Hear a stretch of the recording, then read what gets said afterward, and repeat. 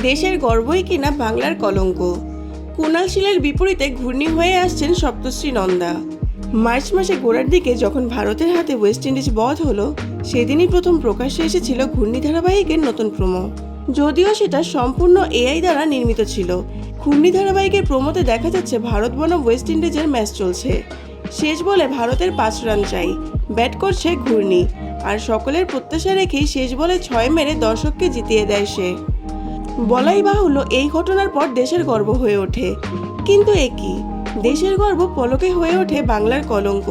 তার পোস্টারে কালি মাখানো হয়, জ্বালিয়ে ছিঁড়ে দেওয়া হয় পোস্টার, চলে খেলোয়াড়ের বাড়ি ভাঙচুর, তার বিরুদ্ধে স্লোগান দেওয়া।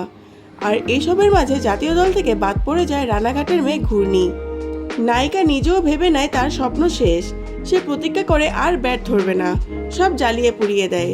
ঘূর্ণি বিবাহিত, তার শ্বশুরবাড়ির লোকের তার এই খেলা বিশেষ পছন্দের ছিল না।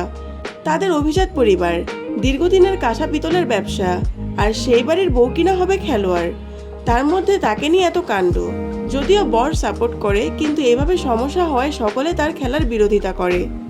এমন অবস্থায় নায়িকার স্বপ্নের কি হয় সেটাই দেখার। এই ধারাবাহিকে ঘূর্ণির বরের চরিত্রে দেখা যাবে গীতা এলএলবি ধারাবাহিক খ্যাত অভিনেতা কুণাল শীলকে। এই খবর আগেই পাওয়া গিয়েছিল, এবার তাতে সিলমোহর পড়ল। যদিও মাঝে শোনা গিয়েছিল ভোলা বাবা পার করেগা ধারাবাহিকের পর নীল ভট্টাচার্যকে দেখা যাবে এই ধারাবাহিকে, কিন্তু সেটা যে কেবল জল্পনা ছিল সেটা এখন প্রমাণ হয়ে গেল।